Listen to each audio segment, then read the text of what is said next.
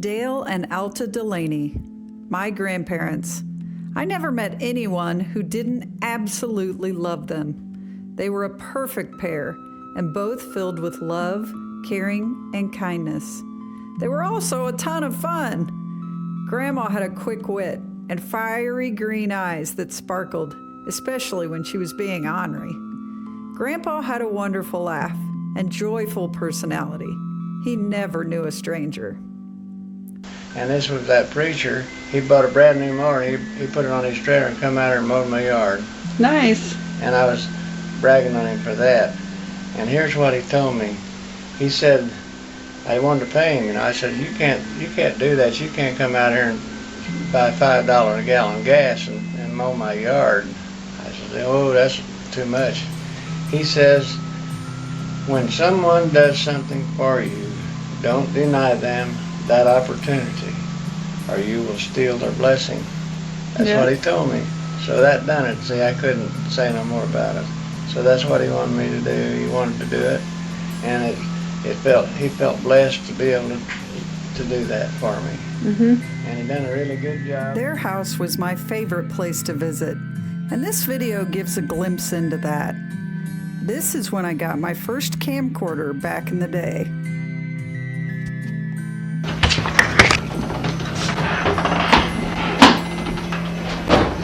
Yeah. Yeah. Wow, Grandma. Oh my goodness sakes. Lisa Ann. I gotta walk away from you. We're gonna hit you.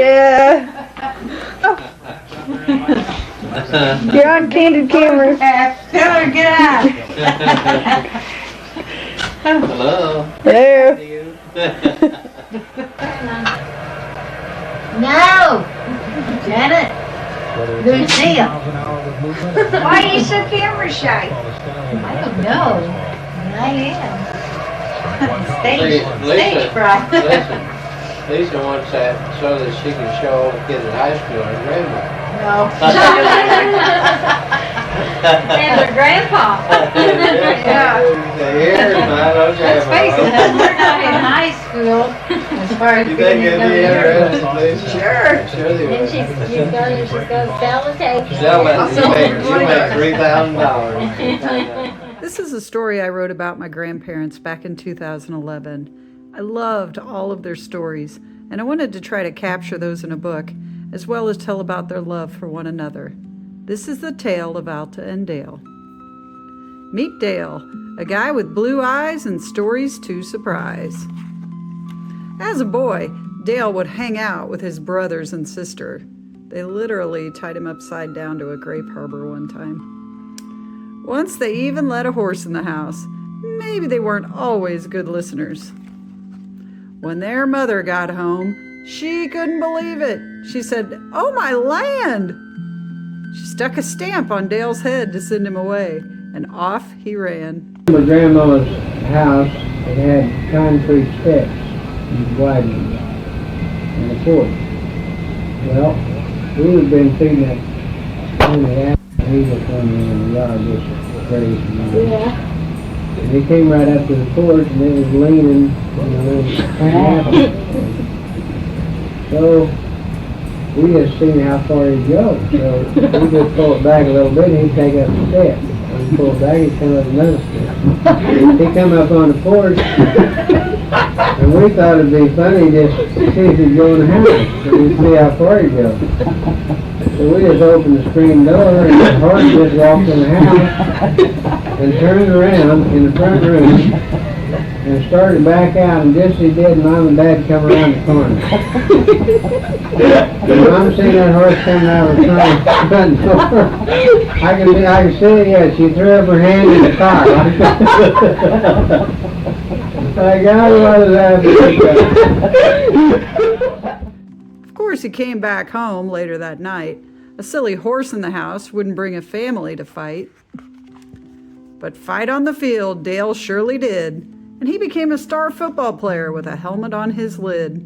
He even went off with a scholarship and big plans to make, but being paid with just food made it hard to stay at Drake. From his little room, he would send his laundry back home to Mom in a box. And he didn't have a bit of money, not enough to scrape against 2 rocks. So he went back home and found the love of his life. He said she was the prettiest girl I'd ever seen, so I made her my wife. Now, Alta and Dale, they had a few disagreements along the way. Once they had a fight, and Dale gave Alta a bag. He had a game to play. She reached in and found a dog with a note that said, "This is how you're treating me."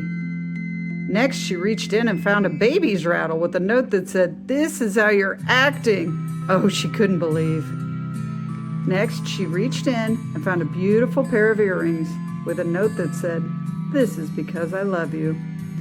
Alta forgave Dale because she loved him too. Dale and Alta spent $12 on a room for their honeymoon at the Statler Inn. They even went to a World Series game where against the Browns, the Cards got a win. Dale and Alta would go on to have 3 kids, Becky, Jan, and Tom. Even though he was the youngest, Tom had worms and was the one the girls ran from. Eventually, the kids went on and had kids of their own, and those grandkids would hear the stories that would tickle their funny bone.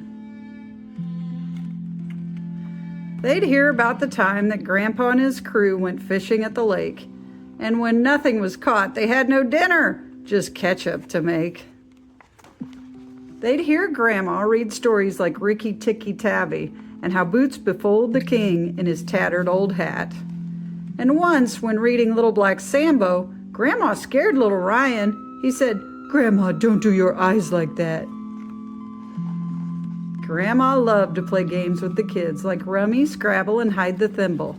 But she'd make you run around the house to burn off energy if you got loud like a cymbal. And she'd say it very matter-of-factly, "Go outside and run around the house. We don't behave like that in the house." Both Grandma and Grandpa liked to feed their guests, offering cheese, a Coke, and the candy drawer before they sat. And Grandpa would slam down his glass, womp, toss them strawberry shortcake and say, "Here, put some milk and sugar on that." But the sweetest thing in the house was always their love for one another. They even had a silent way of telling that to each other. 3 hand pats meant, "I love you." 2 pats in return meant, "Me too." They did that all the time in front of us, and we never even knew what it meant. They gave of themselves every single day, a love that would be passed on to next generations and never fade away. And that's the story of 2 lives lived well and a love that would never fail. That's the tale of Alta and Dale.